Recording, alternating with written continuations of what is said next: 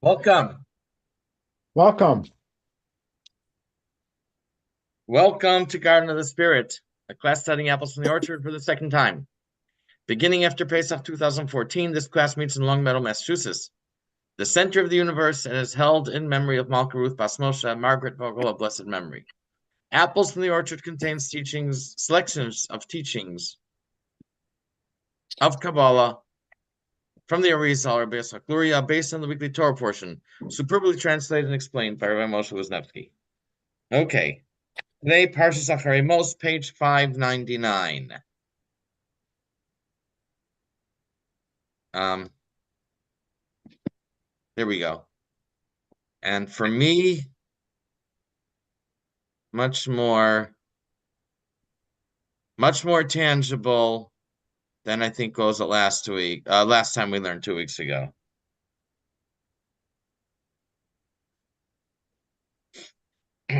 Okay, where are we?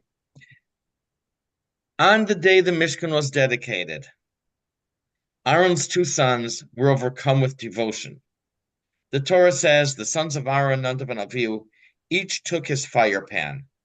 They put fire in them and placed incense upon it, and they brought before Hashem an alien fire that he had not commanded them. A fire came forth from before Hashem and consumed them, and they died before Hashem. Here it is. We have the grand opening of the Mishkan. You can imagine the Torah tells us about the great party, and in the middle of all this, they died. What exactly did they do wrong? The Torah does not say. Our rabbis suggest a number of things based on what's implied by the Torah. What's implied by the Torah. So here it says an alien fire. They brought an alien fire. Okay, A, they did not want to marry and have children. B, they drink wine before the service. They joined the Kiddush Club. And this does make sense because there was a great celebration. It's very possible they said L'chaim as part of the celebration. The Torah uses, I'm sorry, they offered incense before Moshe told them they were supposed to wait for Moshe. And D, which you might know from your classes of Hasidus or Sichos, they were consumed by a desire to cleave to Hashem and saw the world as an impediment to holiness. And therefore, they wanted to be done with the world. Any questions so far? No. No. Okay. Alan, would you begin 599? Acharei Mos, propriety and passion. Hashem spoke to Moshe after the death of the two sons of Aaron, when they approached Hashem and died. And Hashem said to Moshe, Parsha Acharei Mos opens with the description of the rituals of Yom Kippur practiced in the Holy Temple. Usually Hashem's commandments are prefaced by the introduction, and Hashem spoke to Moshe, saying, in this instance, however, a time frame is given for this communication, after the death of the two sons of Aaron. This refers to the incident described in Parsha Shmini, in which Nadav and Avihu, the two elder sons of Aaron, were killed by a flame of fire that burst forth from the Holy of Holies and entered their nostrils when they offered incense that Hashem had not commanded them to. In the following passage, the Arizal discusses why the two sons of Aaron died. Yes. You probably know that a preposition is something that you should not end a sentence with. Okay, right? That Hashem had not commanded them to. Okay. Oh, yeah.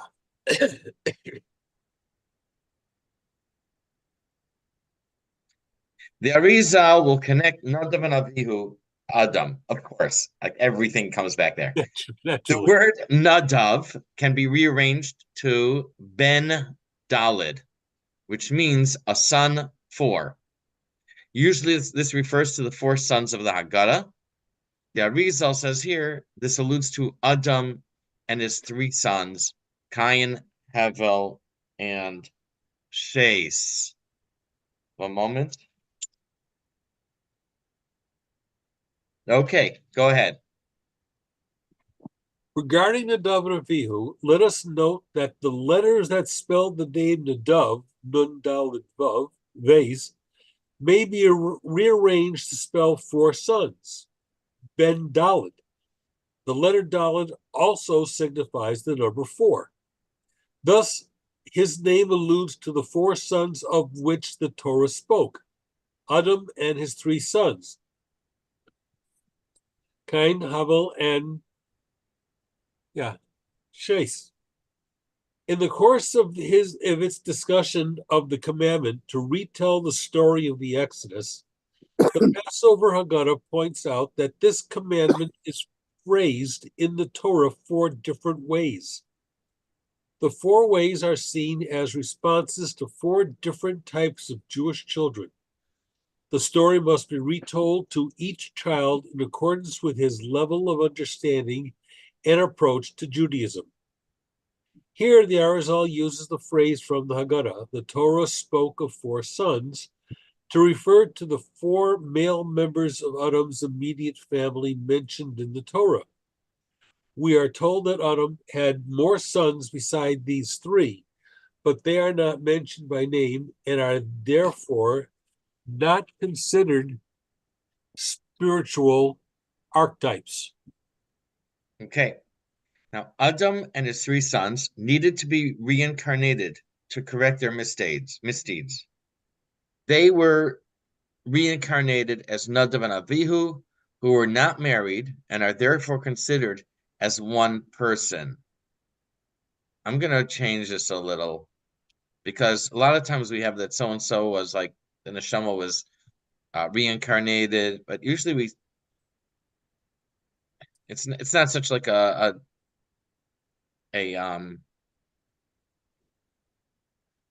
like a substitution 1 for 1. Usually we say that they were extensions. So Nadav and Avihu were okay. Go ahead, read the next part. All 4 were included in Nadav and Avihu, for the 2 of them were considered one person inasmuch as they were not married. Since Adam and his sons sinned, their souls needed to be reincarnated so their sins could be rectified in their next lifetime. Nadav and Avihu were the collective embodiment of these 4 primordial souls. The sages of the Talmud say that an unmarried individual is only half a person. So since these 2 were not married, they together were counted as one individual. Okay. And so we just showed that the name Nadav implies Adam and his 3 sons, that the Ben Dalid, a son 4. The name Avihu, the second son of Aaron, also alludes to Adam. The name can be split in 2 to read Avi Hu, meaning he is my father. Go ahead.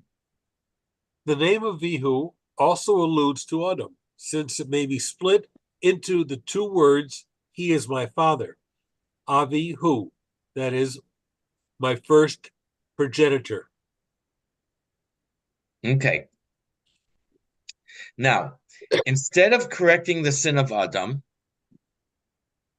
Nadav and Avihu committed a sin that is similar. Their fault will be explained later. As we said, the Torah says they brought a foreign fire or an alien fire, Eish Zara. Adam sinned with a foreign fire or passion. So here we're going to translate fire as a passion.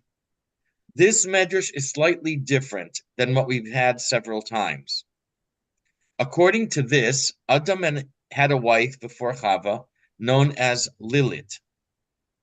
The Torah says, when Adam saw Chava, lizos Acharei isha. This one should be called a wife, implying that there was an earlier wife who was not suitable. Lilit literally means of the night. She was a demon. And as will be explained here, in this case, it appears to mean Adam engaged in gamogenesis for selfish reasons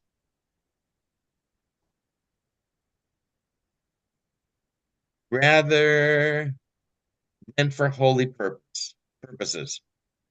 Usually, this means for the purpose of procreating and raising servant children who serve Hashem, but possibly could include to engage in gamogenesis for shalom bayis and or for promoting a happy marriage.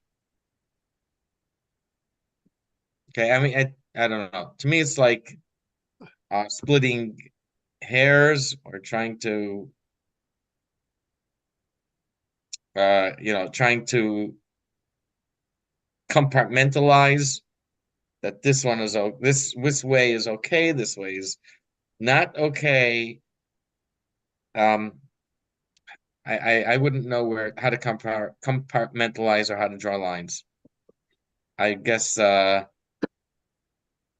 certain things, certain actions might be. I first of all, there is halacha, Jewish law related to regarding relations, and obviously the first thing would be to follow the halacha, to follow Jewish law. Beyond that,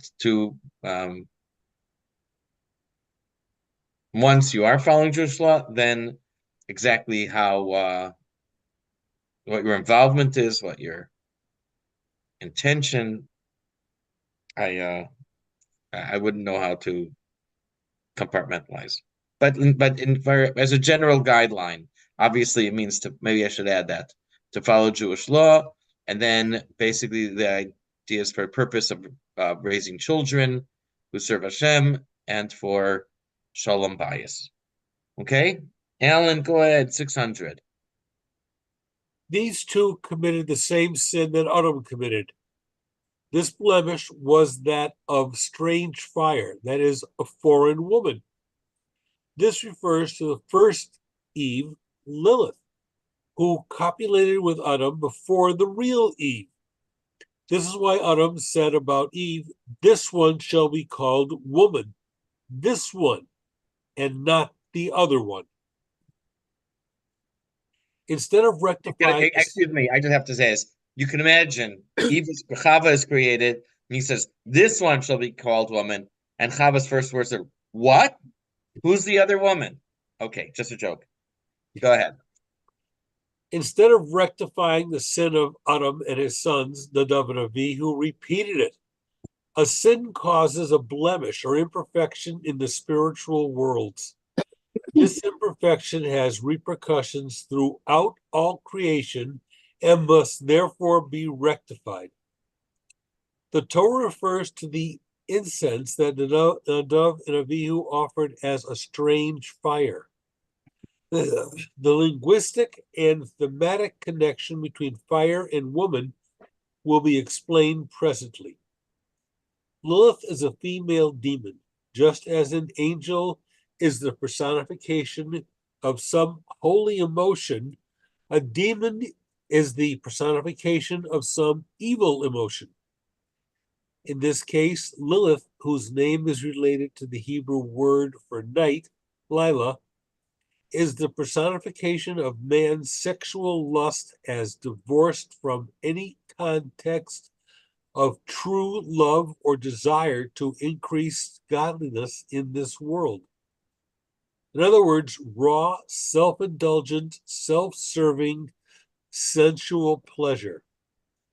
Man is intended to indulge in sexual pleasure as a spiritual pursuit that gives pleasure to his wife. Pleasure to his wife makes him into a more holy person and increases the divine image on earth, ideally by resulting in children. When instead he engages in sexual release simply for the high he enjoys from it, he is said to be copulating with Lilith. Although he does not intend to procreate by this union, he does so anyway. For every active man has has his repercussions on some level. The semen he expels impregnates Lilith, and she bears for him demon children. That is negative, abusive, and evil energy, which spreads evil throughout the world. According to the Midrash, Lilith was Adam's first wife, created out of the earth just as he was. She was eventually transmuted into a demon. Although Lilith is not mentioned explicitly in the Torah, she is alluded to by the way Adam reacts to Chava when he first sees her. Calling Chava this one implies that there had been another one who had not been worthy of being called woman. Thank you. I do want to interject here with something on a very serious point. We're talking, he does mention here about man, whether he's indulging in a selfish act or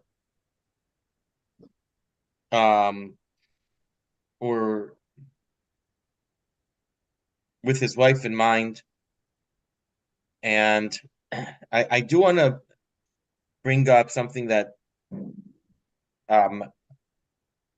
has become very dear to me for the last 5 or 10 years. That is the idea to be considerate. I think I could say that I came to this realization or thought about this kind of late in life, or became aware about this. But the idea of being considerate, and that means thinking about other people, what they need. If I say something, how will they take it? Will it be hurtful to them? Will it be embarrassing to them? By what I do, what's the best way to handle something, to handle a situation? I need to go talk to someone. What would be the considerate way to do it? This is something that I've become aware of. Like I say, I wasn't aware of it when I was younger, and I think I really learned it from my wife, and it's really an important thing. And I think sometimes I know when I try very hard to be considerate of other people, and when I see people who lack this consideration, if someone does something, it stands out. It's something that I notice, and so I just want to use this as my soapbox to to bring this up, the importance of just being considerate of other people in what we do, how we act, and the things that we say.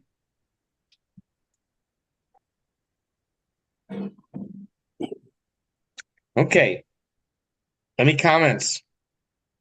I think you're a very considerate person. Yeah, me too. Thank you. I appreciate it. Who said it? Rudy? Yes. Okay. Do you think that it could be harder for men because they're so independent as they go through school? Or is that not true? I have no clue. I have no idea. There's something I read from Rabbi Sachs last weekend, and he talks about chesed And chesed, he describes as loving kindness, love, but it's the kind of love between man and a woman, ish and isha, in that most simple format, where there's a real connectedness and there's a oneness and a unity. And I think that's also what's being stated here, that when he's saying it's not being worthy being called woman and man, in that sense, that bond, that unity, and that learning that you're talking about right now from each other is what the chesed is about. Just want to throw that in. And that's the simple word, isha, woman. Thank you. It's like it says, oh, it reminds me, what you're saying reminds me of the line, Olam Chesed Yibana, that the world was built on Chesed. And we say specifically it was the fact that Adam and Chava were allowed to marry each other. Right. Even though she was created from him. Okay. And if In fact, I'm sorry, go ahead. if there's an ultimate desire of relationship that God had in the very beginning, then there's relationship embedded in creation, right? Absolutely. Good point. Through everything is like a partner or spouse. Okay, and then creation, as we're learning in Kabbalah. I actually wrote an article which I really, really like. I think it's about consideration. With it's 5 anecdotes. I haven't been able to convince anyone to publish it for me. It's Chabad.org. I think I sent it to the Jewish press. I sent it to a few places. Nobody wanted to publish it, but I really like it. So okay, 601. Now, one opinion in the Gemara. I think I looked it up a few months ago for my weekly Dvar Torah. One opinion in the Gemara says that Adam was a heretic who tried to undo the effects of his bris milah by pulling excess skin. This is something that's talked about in different places. This idea of moshech or lasa, which literally means he pulls the foreskin, and basically it means that you're trying to undo the effects of the bris milah, just like to stretch your skin over the bris. Now, does this mean that did Adam undergo circumcision? I don't know. Was he created circumcised? I don't know. But the Arizal understands this to mean that he engaged in gamogenesis for selfish reasons, and as a result, he produced evil spirits and demons. Okay, Jim, 601, take it away. Our sages alluded to this when they said that Adam stretched his membrane in order to cover his reproductive organ. This is a euphemism, meaning that he copulated with his first Eve, that is Lilith, and sired many evil spirits and demons through her. As we've explained previously, the purpose of circumcision is to reduce the raw, sensual titillation of intercourse and increase the sensitivity of the organ to that of the person's partner. In this way, copulation becomes less of an exercise in self-indulgence and more of an expression of true love and bonding, which of course serves ultimately to enhance the sensual side of intercourse far beyond what is possible when it is treated as a selfish Epicurean thrill. Stretching the membrane over the glands then indicates the individual's rejection of this higher vision of sexual relations in favor of the base, selfish, sensual high it can provide. Again, this is the sort of sexuality symbolized by Lilith. And I do want to also mention that I can't address the physical part of it, but emotionally, it means that a person directs his actions and his thoughts for Hashem, to serve Hashem, even the act of intimacy. For example, we know that the word for bris is bris milah. Milah means to cut around. Hashem told Avram to do the bris milah, but then we find later Hashem tells that Moshe tells the people, "Umal Hashem elokecha es levavcha," that Hashem will circumcise your hearts, and obviously that's metaphoric. So here too, when we talk about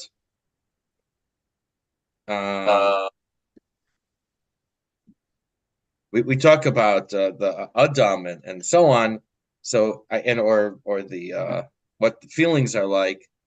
So that would be certainly with how a person feels inside, not the physical feeling, the emotional feeling.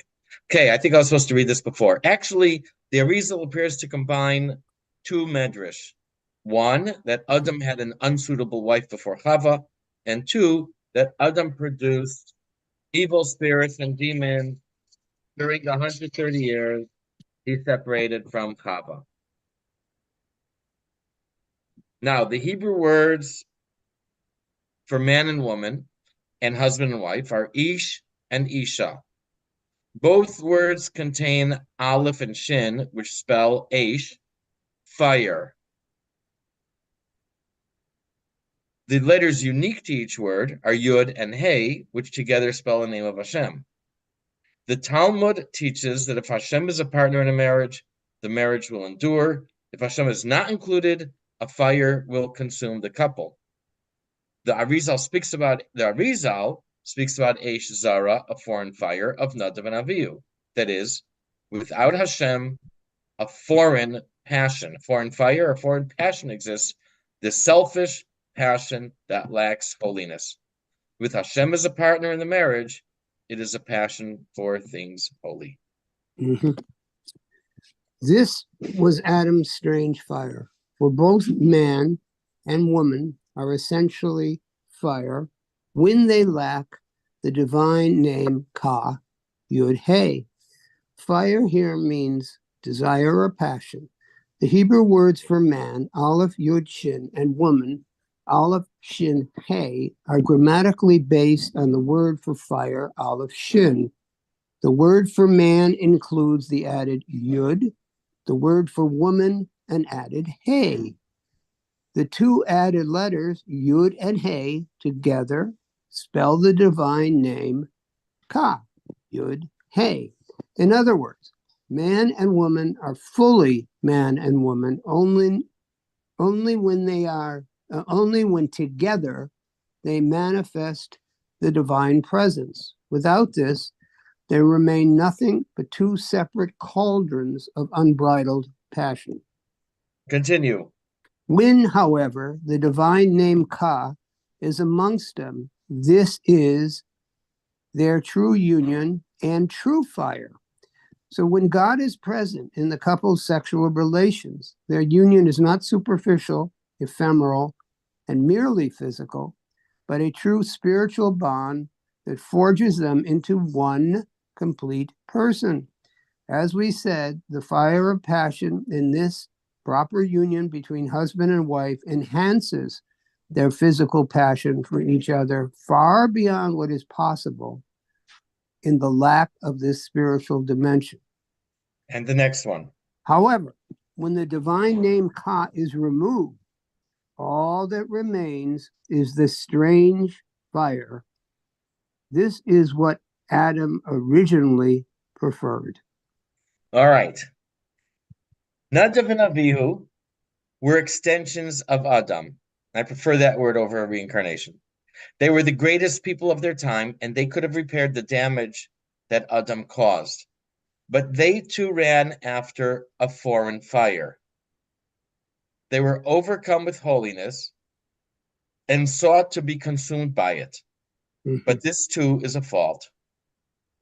It's true. We're supposed to yearn to be attached to holiness, but we should also step on the brakes before we decouple from the world. Because the ultimate is not to be consumed by holiness, but to bring holiness into the world and our physical lives. Mhm. Of course, for example, we look forward to Shabbos, but the point is to bring Shabbos into the rest of the week. Nadav and Avihu were done with the world. They yearned to be totally absorbed into holiness. This was a selfish act, seeking their own pleasure, their own spiritual pleasure. But still, they were seeking something for themselves, similar to the selfish way Adam sought pleasure. It's similar. Obviously, it's like at opposite ends, the way we're describing Adam over here. But still, it has that same aspect to it. Mhm. The fire that came forth, and here we quote, fire that came forth from before Hashem and consumed them was not a punishment. It means they got what they wanted, what they sought. They were absorbed in the holiness that they sought. It was Hashem's holy fire. But again, it was not the right way. It's not the right thing. Okay, continue, Jim. Nadav and Avihu committed the same error, and it was very grave, since there was none in their generation that could compare to them. Witnessing the profound revelations of God that accompanied the installation rites of the tabernacle, Nadav and Avihu, like the rest of the Jewish people, were overcome with emotions of holy ecstasy, and it is written, and Moses and Aaron went into the tent of meeting and came out and blessed the people.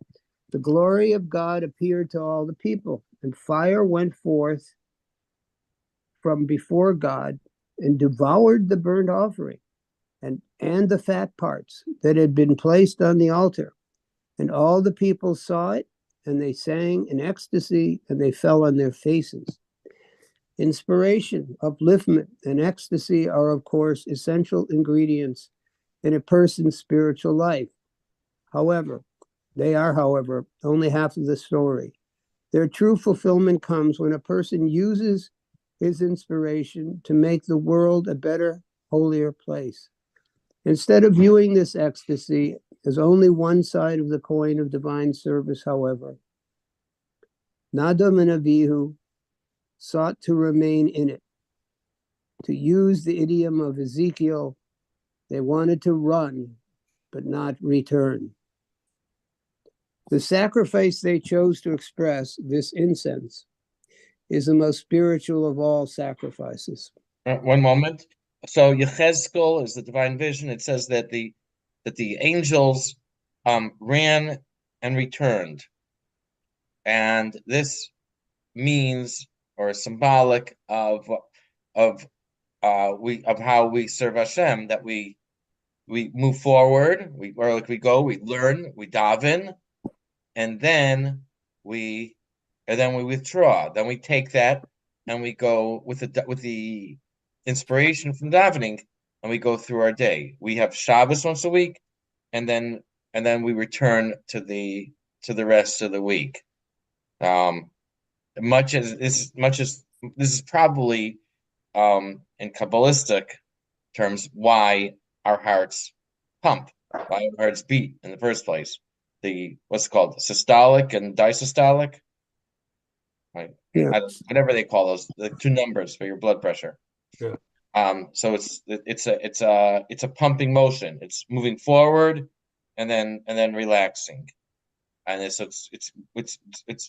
jumping into the holiness, and then withdrawing to be able to digest that and incorporate it into our lives.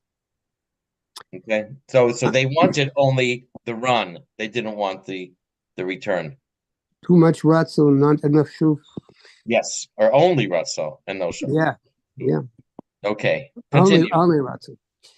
On a somewhat more refined level, this is essentially the same mistake or sin that Adam made when he opted originally for Lilith. Self-indulgent sexuality has its own ecstasy, and it could even be called spiritual ecstasy. But because it is ecstasy for its own sake, it is ultimately egocentric and evil.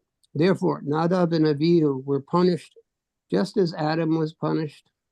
Their punishment, like all divine punishments, is not mere chastisement or vengeance, but a direct result, an outcome of their misdeed. They sought the ecstasy of the soul and shunned the experience of life in the body, so their souls left their bodies to rejoin their divine origin, leaving their bodies lifeless corpses. Okay, thanks.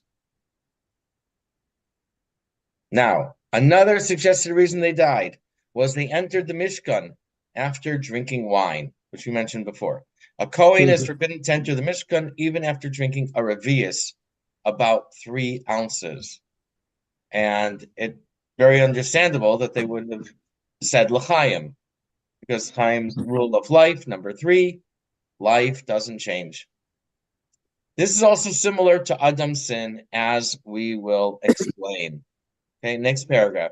They also sinned by offering sacrifices while drunk. Immediately after their deaths, God commanded Aaron not to enter the sanctuary precincts while drunk. This, our sages state, alludes to the fact that his 2 sons died because they were performing the sanctuary service while drunk. 11. There are several opinions to the fruit or type of produce that Adam and Chava ate. A fig, wheat, esrog, or the juice of grapes. According to the last opinion, the prohibition to partake of the tree of knowledge was only until nightfall. There is an idea in Shulchan Aruch to taste the food of Shabbos before Shabbos begins to make sure it's okay. For example, that has been properly seasoned and so on. So Chava prepared wine for Kiddush from the grapes of the tree of knowledge with the intention that Adam would use it to make Kiddush. And Adam tasted it to make sure it was suitable for Kiddush, as it says in Shulchan Aruch. And that was where that was their fault. And in fact, I remember once the Lubavitch Rebbe spoke about this, and he was like complaining. Maybe he was moved to tears that they were preparing for Shabbos. They were getting the Kiddush ready, and this is what Hashem what Hashem caused to happen, just because they were doing what they were supposed to do. They were engaged in a holy task, and for this we got banished from the Garden of Eden and so on. Okay, go ahead, Jim. Adam sinned this way also, for, as our sages say, Eve squeezed grapes, gave him the juice to drink together with its dregs. The juice and its dregs were the fruit of the tree of knowledge of good and evil. The primordial sin, partaking of the fruit of the tree of knowledge of good and evil, is seen in the eyes of our sages not as one specific act, but a conglomerate of several. The common denominator of these is an aggrandizement of the ego, the transformation of man from a pure channel of divinity into the world, into a self-oriented agent with his own egocentric agenda.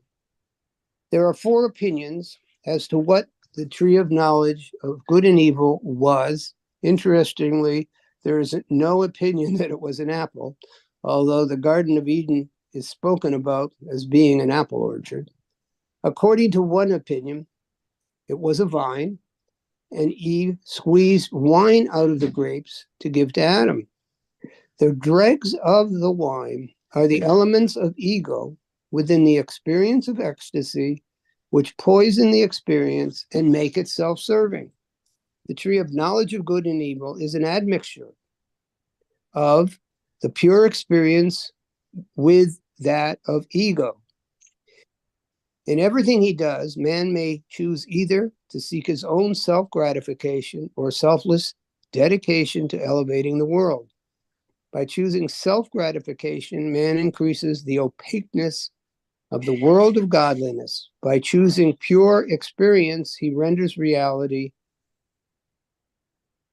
more transparent, revealing more of its innate divinity. Okay, I think I was supposed to read this first. In Kabbalah, we speak of wine associated with holiness and wine associated with klipa. The dregs of the wine are klipa. Mhm. Wine associated with holiness is called wine that remains in the grape, or that's kept in the grape. The wine Chava prepared for Adam was from the tree of knowledge, meaning klipa. Therefore, the wine she gave him was wine with sediment or dregs. You probably know that we make wine by squeezing the grapes, and there's a lot of pieces from the grape that come out with the juice. And to make wine, we let the wine sit. We let the liquid sit. The dregs fall to the bottom, and then we use a tube to siphon the liquid. And we get close to the bottom, but we're careful not to pick up the dregs at the bottom. And we let it sit another few weeks. Again, the sediment settles to the bottom.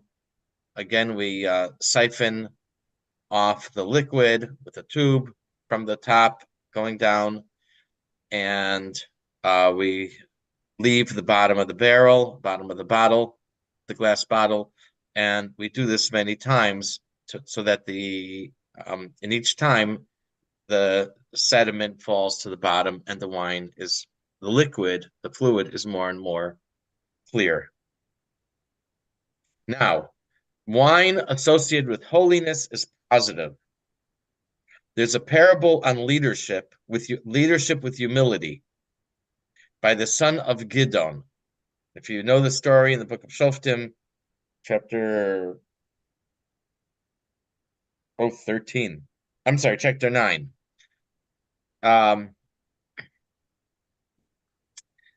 There's the Yotam, son of Gidon, gave a parable on leadership with humility. He actually his life was in danger. He stood on one mountain and called out. He was out of reach, but he was within earshot. And he called out this parable. And part of the parable, he says that the trees asked the vine to be their king. The vine replied, "Why would I abandon my work, produce wine, hamisameach elokim v'anoshim, that gladdens God and men, to shake my branches at other trees?" That was what the vine replied. From there we get this line that wine gladdens God and men. Apparently, it gladdens God means that we use the wine in the service in the Beis Hamikdash. And gladdens men is obvious. So this wine, when we speak of wine that it gladdens God and men, we're talking about the holy aspect of wine that's associated with holiness. The name for Hashem used here is Elohim, a name of judgment, because wine of holiness transforms judgment into gladness. On the other hand, wine of klipa is associated with the pasuk Tilim, Ichos biyad Hashem, Yain chamar malei mesach vayagar mizeh, ach shmareh yimtzu yishtu kol rishyaretz. But there is a cup of judgment in the hand of Hashem, with strong wine of full mixture.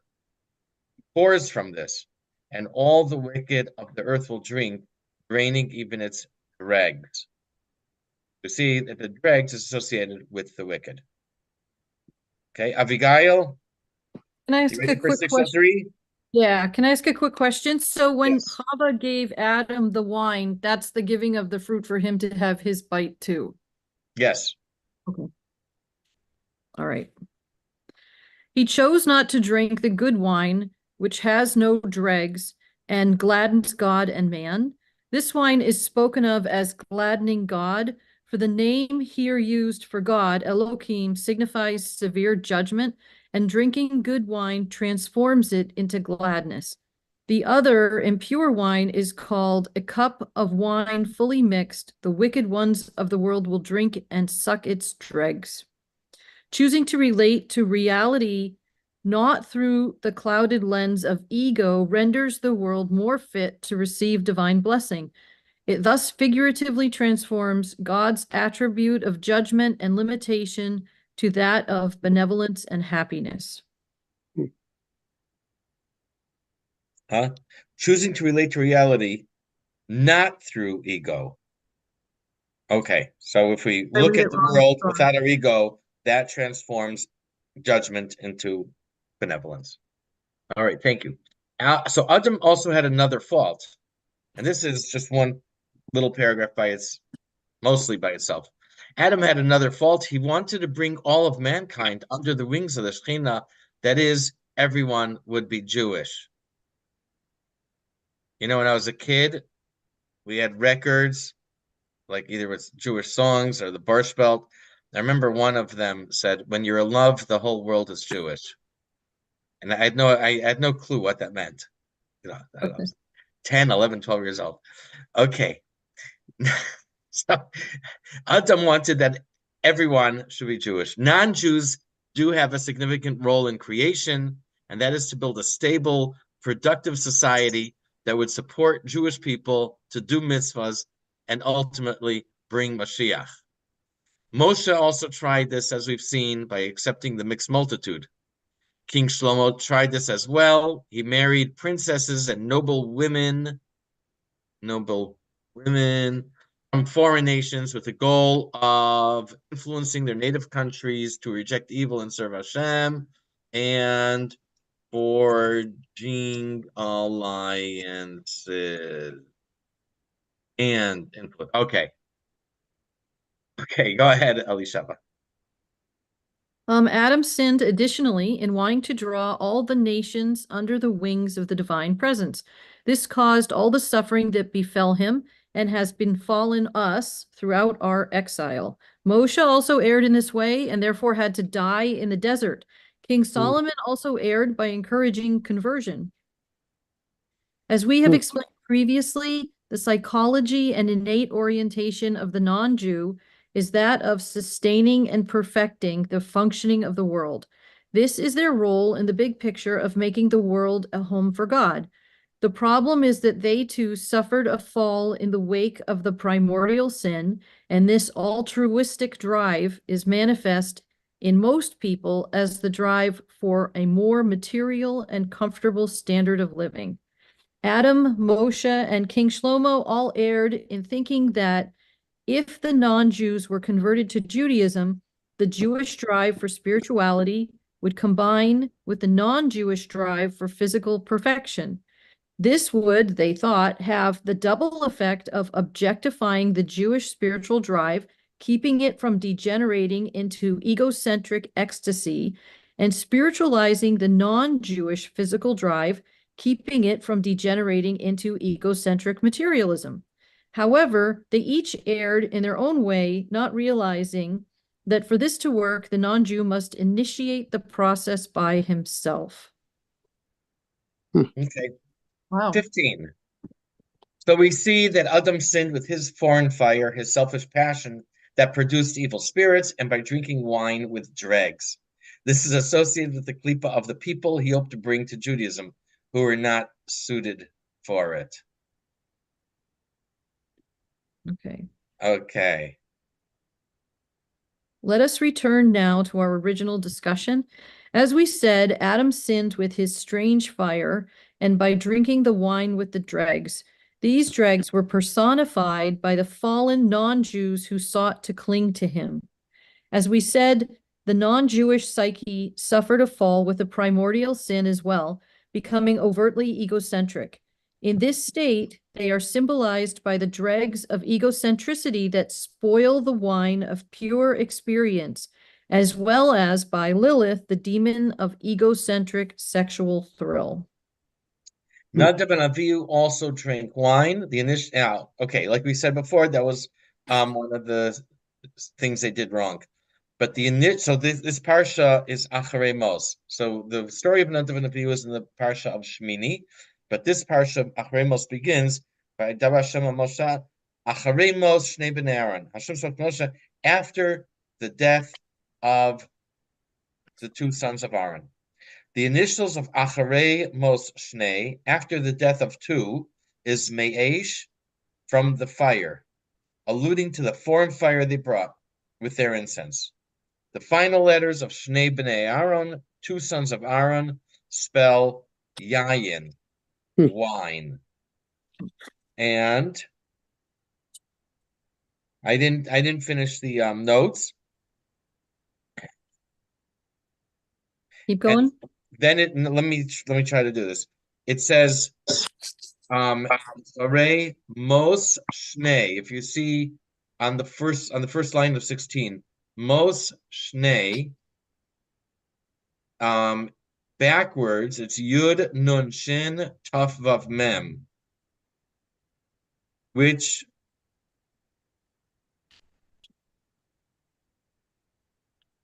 it has the word for Shatu. Shin Taf Vav means they drink, is in there. The first letter of Shnei and the last two letters of Mos. So reading it backwards, Shatu means they drank. So we see that in this pasuk, it alludes to their two faults. Okay, go ahead, Abigail. Nadav and Avihu were also drunk. These two sins, strange fire and inebriation, are alluded to in the first verse of this Torah reading. The initials of the words for after the death of the two, Acharei Mos Shnei, Aleph Mem Shin, may be rearranged to spell from fire, Me'esh Mem Aleph Shin. The final letters of the three words, the two sons of Aaron, Shnei B'nei Aharon, Yud Yud Nun, spell wine, Yayin. If the two words, death of the two, Mot Sheni, are read backwards, Yud Nun Shin Tav Vav Mem, they contain the word for they drank. Shatu Shin Tav Vav. This verse alludes to both sins. Continue. It follows that they attempted to rectify the sin of Adam, but they instead made the same mistake as he and therefore died. They were each half of Adam's body, so to speak, and they effectively died two deaths, their own and his again. In other words, they, instead of lifting Adam up, they again brought ruin to Adam.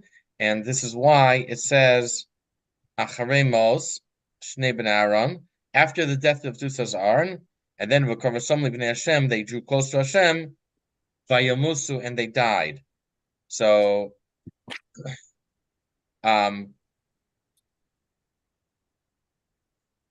Well, that they after the death of the two sons, but not only that, they drew close and they died in the times of Adam, in the earlier incarnation, previous lifetime. Okay, go ahead. this too is alluded to in the verse after the death of the two sons of Aaron. This refers to their death in their present incarnation when they approached God, i.e., formally, and they died in the time of Adam. This is also why Moses comforted Aaron by saying that Nadav and Avihu were greater than either of them, for they were incarnations of the father Adam, while Moshe and Aharon were incarnations of Abel, Adam's son.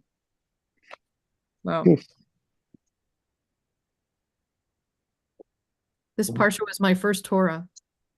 What? Ever. This parsha was my first Torah.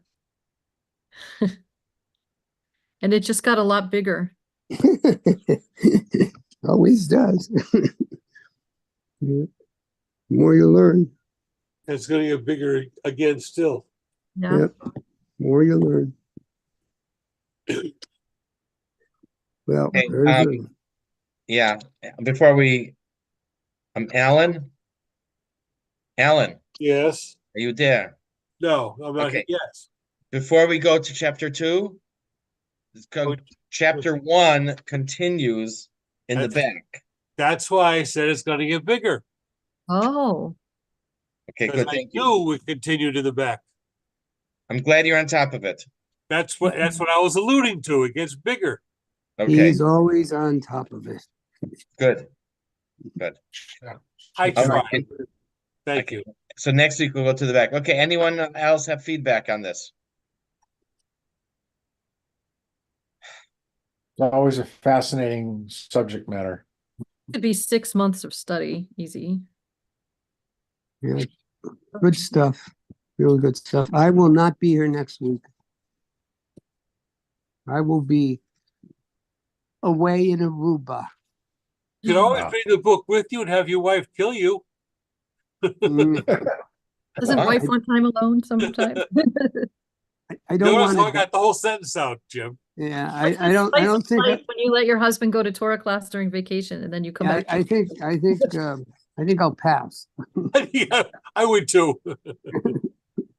Especially if it's going to make you feel guilty about drinking wine, right? That's okay. I'll Boyish thing I'll, to say. I'll pass. Well, what? I'll pass. I'll pass. You know what? I'll pass about bringing the book. I'm not going to pass about drinking wine. Yeah, But that's of No, another story. yeah. The Yeah. Aruba is in the Torah. Yeah. Yes. Okay. It says that the windows of the heavens opened when the floodgates opened, and it says that the flood began. Mhm. The word in the Torah is Aruba, Huh? What and it's began? elsewhere too. What's the thing? It's Hmm. elsewhere too. It says that and I think in Yeshaya that the people, I think the people will come back on clouds. The and people will rush back to Israel. The Chayonim al Aruba Sehem, like doves to their dovecotes, to their dens, whatever you call it. Hmm. So that is, and that it speaks about Mashiach, time of Hmm. Mashiach. Beautiful. All right, folks. Right. Okay. Well, have a good time. Thank you. All right. Thank you. Thank you, Chaim. Thank Thank Thank you. you so much for teaching. Pleasure. Enjoy.